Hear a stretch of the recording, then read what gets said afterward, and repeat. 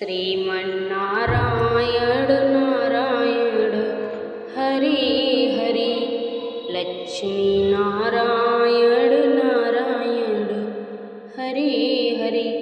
आइए भक्तों, सुनते हैं बृहस्पतिवार व्रत कथा। आप सभी भक्त से पूरा सुने। जय श्रीमन्नारायण। भारतवर्ष में एक प्रतापी और दानी राजा राज्य करता था। वह नित्य गरीबों और ब्राह्मणों की सहायता करता था। ये बात उसकी रानी को अच्छी नहीं लगती थी।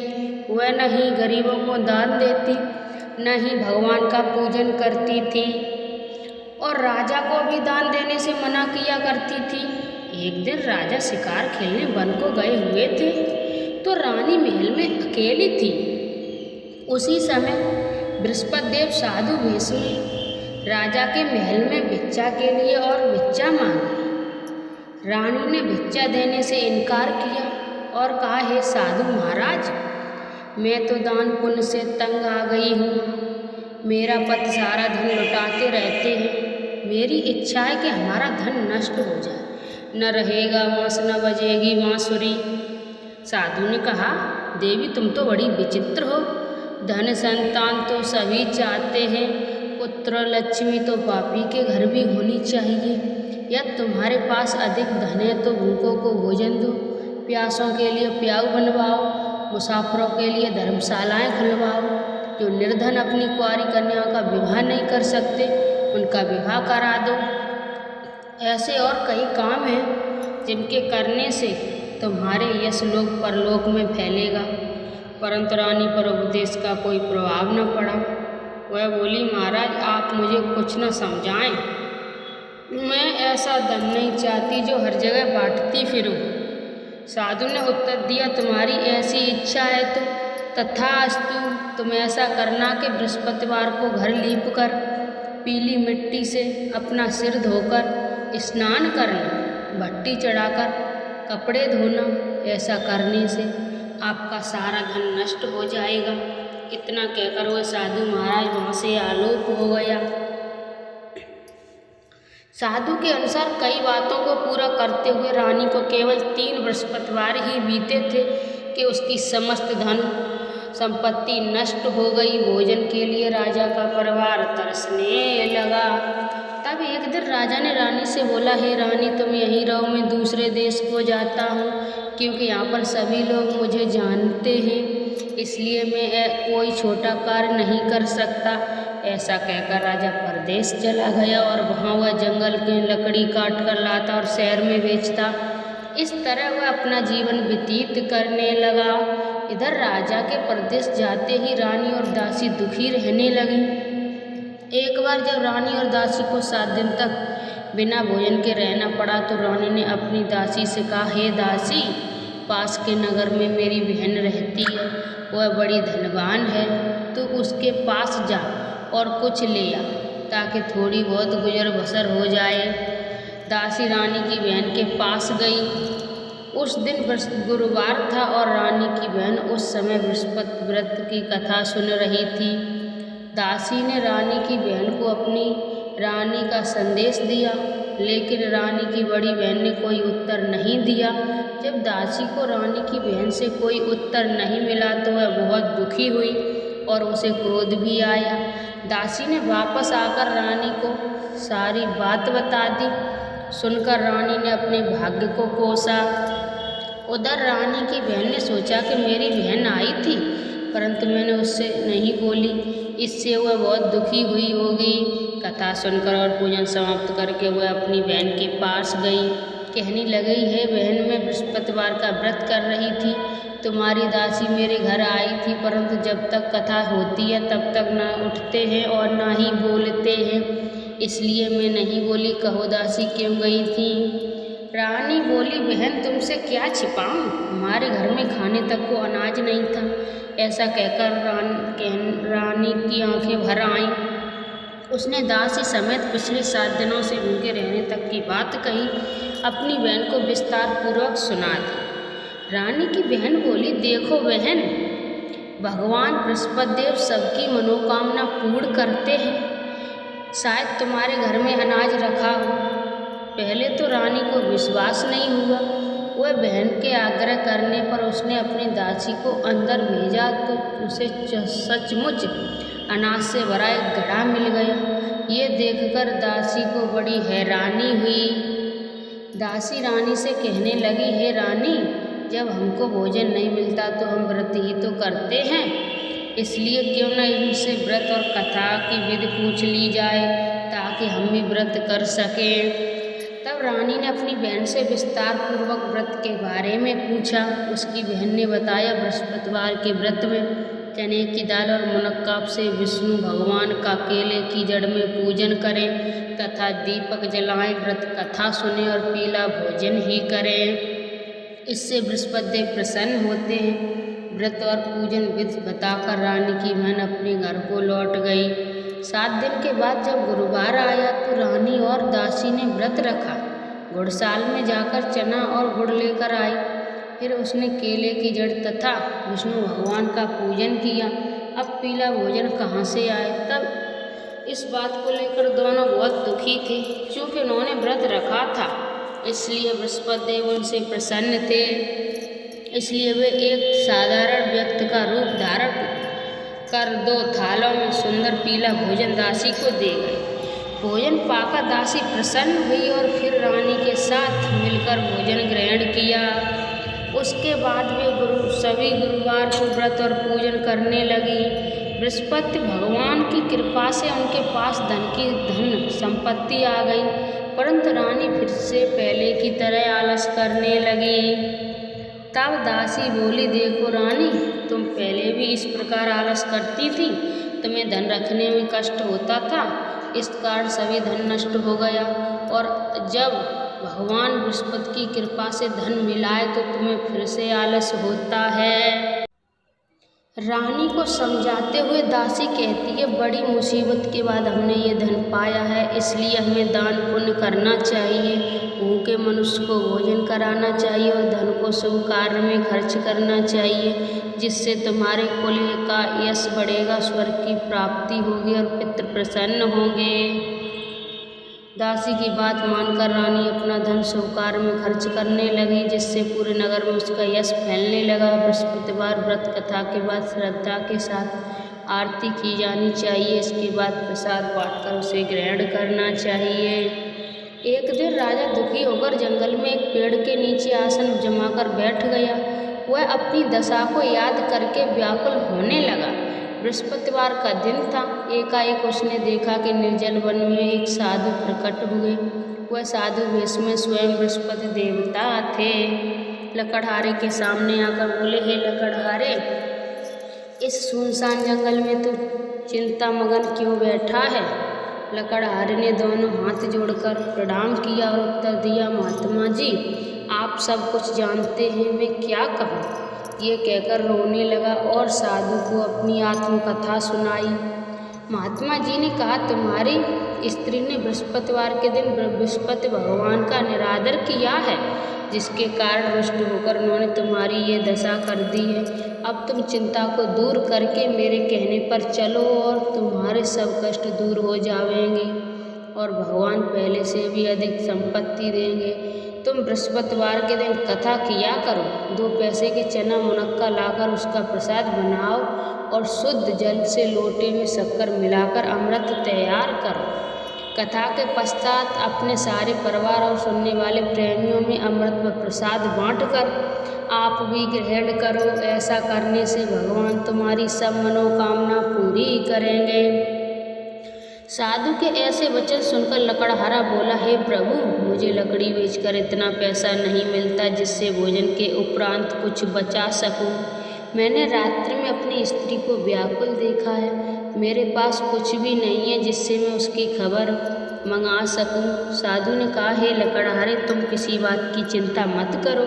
बृहस्पतिवार के दिन रोजाना की तरह लकड़ियों लेकर शहर को जाओ। तुम्हारे रोज से 2 गुना धन प्राप्त होगा, जिससे तुम भली भांति भोजन कर लोगे तथा बृहस्पति देव की पूजा का सामान भी आ जाएगा। इतना कहकर साधु अंतर्ध्यान हो गए।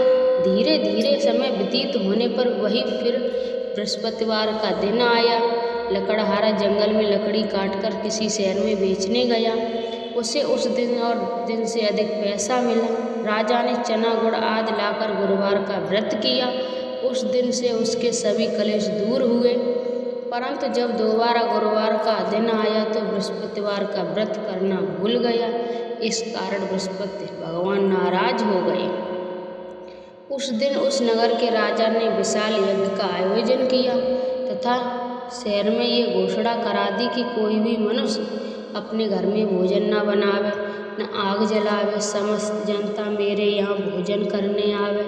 इस आज्ञा को जो न मानेगा उसे फांसी की सजा दी जाएगी। इस तरह की घोषणा संपूर्ण नगर में करवा दी गई। राजा की आज्ञा अनुसार शहर के सभी लोग भोजन करने गए, लेकिन लकड़हारा कुछ देर से पहुंचा। इसलिए राजा अपने साथ घर ले गए और ले जाकर भोजन करा रहे थे तो रानी ने दृष्टि उस खुटी पर पड़ी जिस पर उसका हार लटका हुआ था। वह वहाँ को दिखाई नहीं दिया। रानी ने निश्चय किया कि मेरा हार इस मनुष्य ने चुरा लिया है। उसी समय सिपाही को बुलाकर उसको कारागार में डलवा दिया।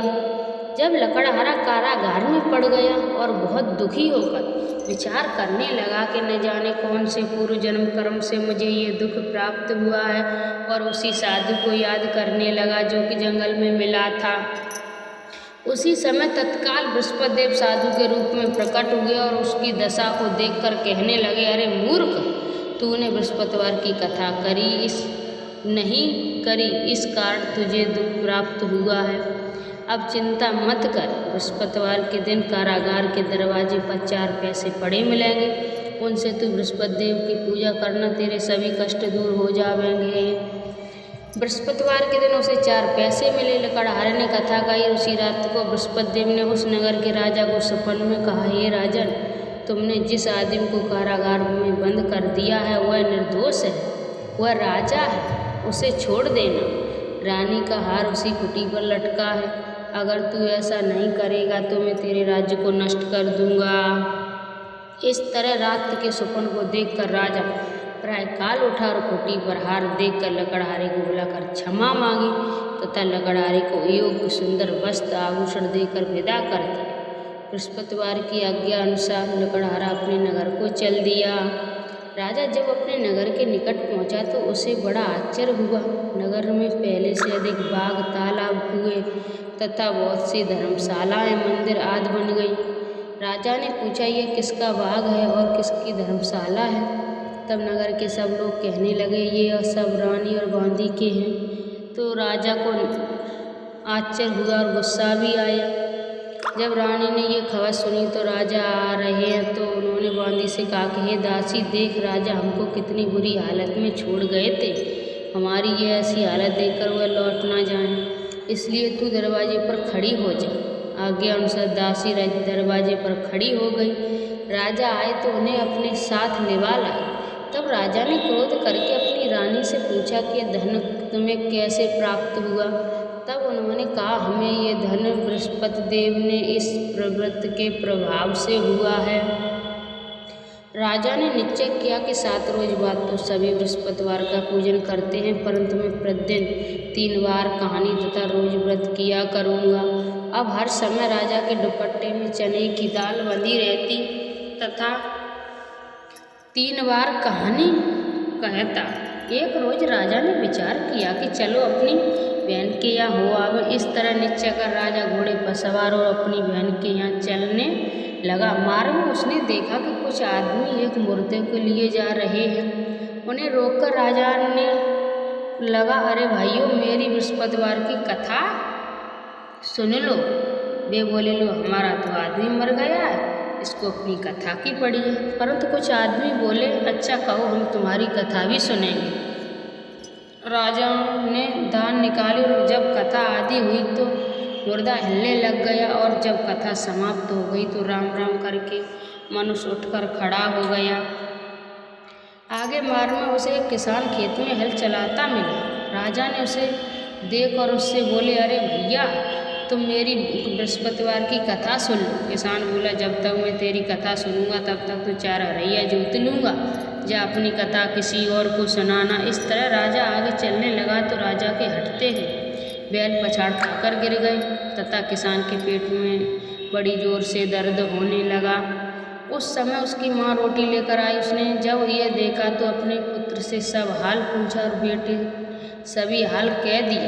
तो गुड़िया दौड़ी दौड़ी उस घुड़सवार के पास गई और उससे बोली कि मैं तेरी कथा सुनूंगी, तू अपनी कथा मेरे खेत पर चलकर ही कहना।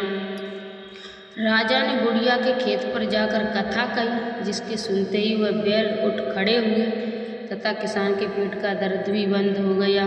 राजा अपनी बहन के घर पहुंचा। बहन ने भाई की खूब मेहमानी की। दूसरे रोज प्रातःकाल राजा जगा तो वह देखने लगा कि सब लोग भोजन कर रहे हैं। राजा ने अपनी बहन से कहा, ऐसा कोई मनुष्य जिसने भोजन नहीं किया हो, मेरी बृहस्पतिवार की कथा सुन ले। बहन बोली, भैया ये देश ऐसा ही है कि पहले यहाँ लोग भोजन करते हैं, बाद में अन्य काम करते हैं। अगर कोई पड़ोस में हो तो देखा। वह ऐसा कहकर देखने चली गई, परंतु उसे कोई ऐसा व्यक्ति नहीं मिला जिसने भोजन न किया हो। वह एक कुम्हार के घर गई जिसका लड़का बीमार था। उसे मालूम हुआ कि उसने यहाँ 3 रोज से किसी ने भोजन नहीं किया है। रानी ने अपने भाई की कथा सुनने के लिए कुम्हार के कहा वह तैयार हो गया। राजा ने जाकर बृहस्पतिवार की कथा कही, जिसको सुनकर उसका लड़का ठीक हो गया। अब तो राजा की प्रशंसा होने लगी। एक रोज राजा ने अपनी बहन से कहा कि हे बहन, हम अपने घर को जाएंगे, तुम भी तैयार हो जाओ।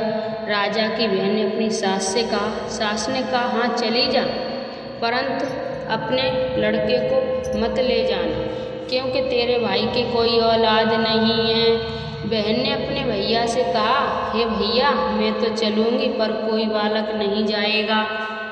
राजा बोला, जब कोई बालक नहीं जाएगा तो तुम ही क्या करोगी। वह बड़े दुखी मन से राजा अपने घर को लौट आया। राजा ने अपनी रानी से कहा, हम निर्वंशी हैं, हमारा मुख देखने का धर्म नहीं है और कुछ भोजन आदि नहीं किया।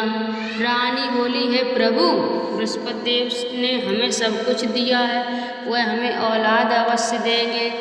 उसी रात बृहस्पति देव ने राजा के सपन में कहा, हे राजा उठ, सभी सोच त्याग दे, तेरी रानी गर्भ से है। राजा की ये बात सुनकर बड़ी खुशी हुई। 90 महीने में उसके गर्भ में एक सुंदर पुत्र पैदा हुआ। तब राजा बोला, हे रानी, स्त्री बिना भोजन के रह सकती है पर बिना कहे नहीं रह सकती। जब मेरी बहन आवे तो मुझसे कुछ मत कहना। रानी ने सुनकर हाँ कर दिया। जब राजा की बहन ये शुभ समाचार सुन तो बहुत खुशी हुई और बधाई लेकर अपने भाई के यहाँ आई। तब रानी ने कहा, घोड़ा चढ़कर तो नहीं आई, गधा चढ़ी आई।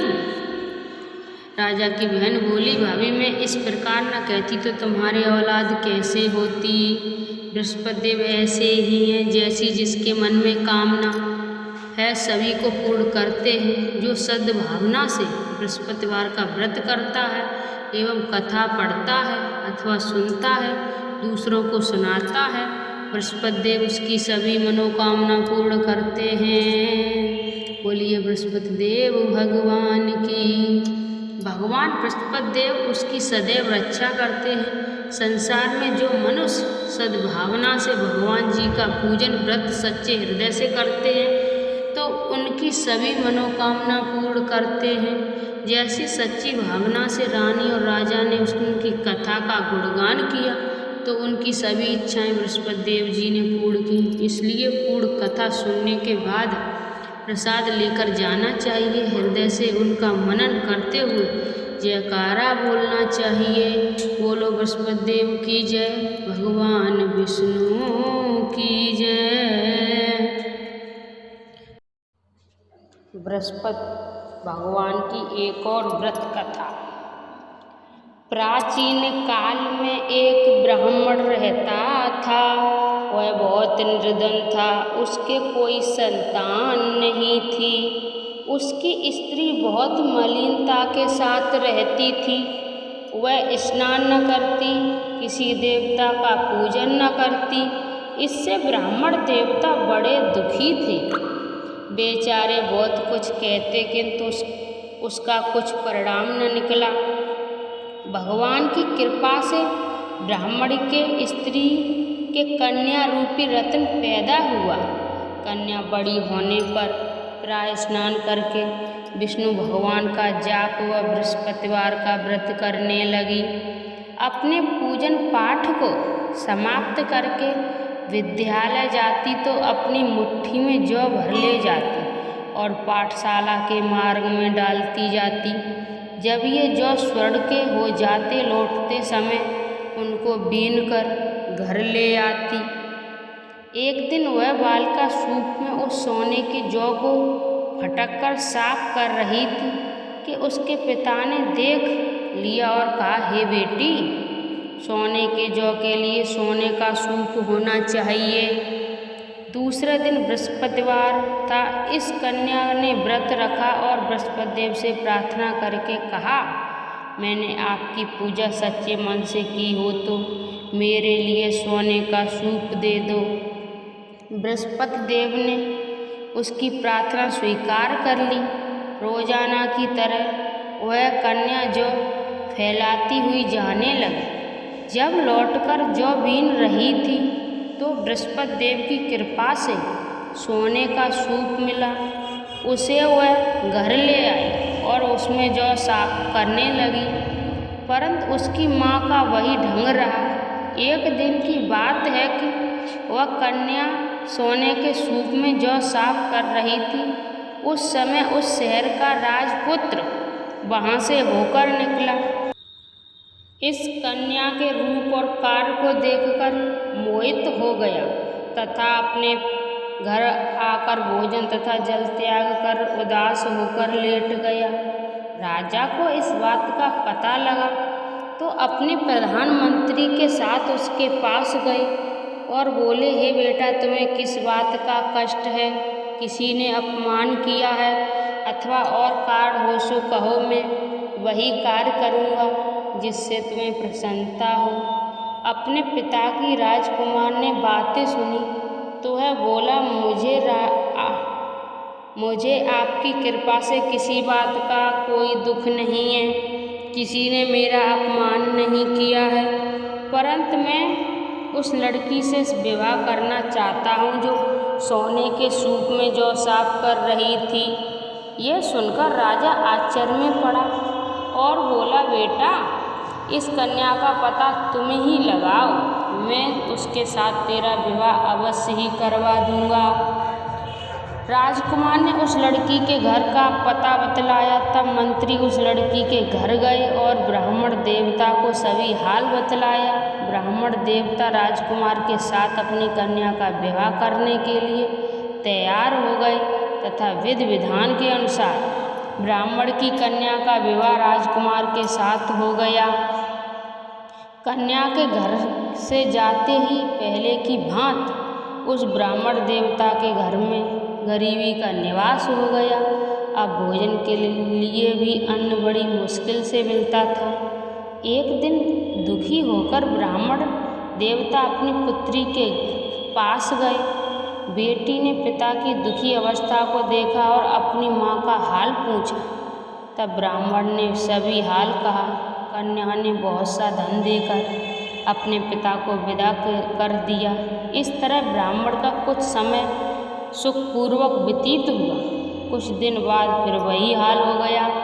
ब्राह्मण फिर अपनी कन्या के यहाँ गया और सारा हाल कहा तो लड़की बोली, हे पिताजी, आप माताजी को यहाँ लेवा लाओ, मैं उसे विधि बता दूंगी जिससे गरीबी दूर हो जाए। वह ब्राह्मण देवता अपनी स्त्री को साथ लेकर पहुँचे तो अपनी माँ को समझाने लगी, हे माँ, तुम प्रायःकाल प्रथम स्नान करके विष्णु भगवान का पूजन करो तो सब दरिद्रता दूर हो जाएगी। परंतु उसकी माँ ने एक भी बात नहीं मानी और प्रायःकाल उठकर अपनी पुत्री के बच्चों की जूठन को खा लिया। इससे उसकी पुत्री को बहुत ही गुस्सा आया और एक रात को कोठरी से सभी सामान निकाल दिया और अपनी माँ को उसमें बंद कर दिया। प्रायःकाल उसे निकाला तथा स्नान करा के पाठ करवाया तो उसकी माँ की बुद्धि ठीक हो गई और फिर प्रत्येक बृहस्पतिवार का व्रत रखने लगी। इस व्रत के प्रभाव से उसके माँ बाप बहुत ही धनवान और पुत्रवान हो गए और बृहस्पति जी के प्रभाव से इस लोक के सुख भोग कर स्वर्ग को प्राप्त हुए। बोलिए विष्णु भगवान की जय। सब बोलो बृहस्पति देव भगवान की जय।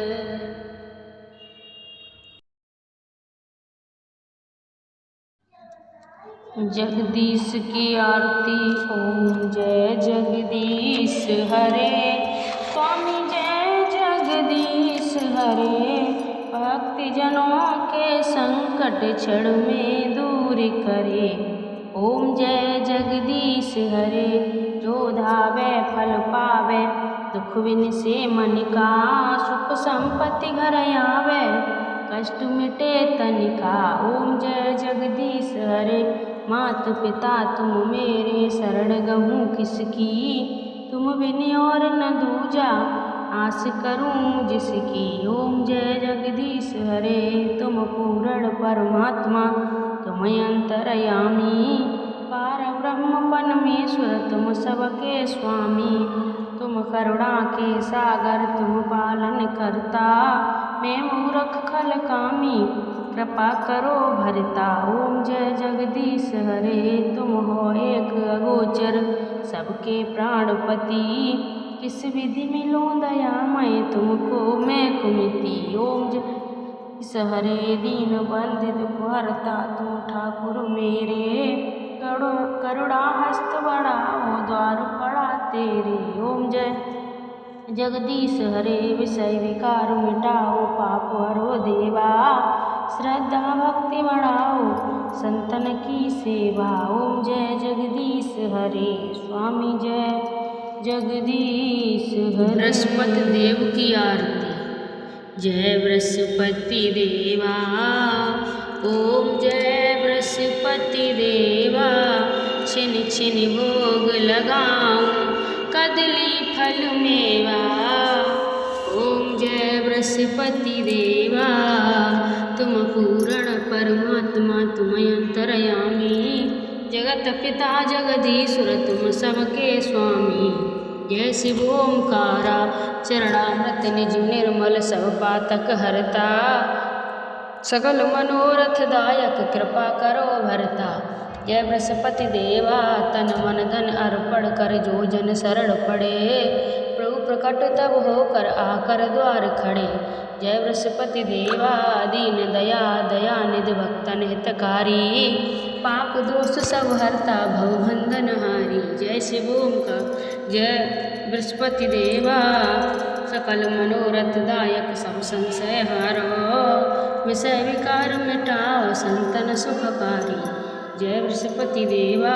जो कोई आरती तेरी प्रेम सहित गावे, जेठानंद आनंद कर, सो निश्चय पावे। जय बृहस्पति देवा। जय बृहस्पति देवा। सब बोलो भगवान विष्णु की जय।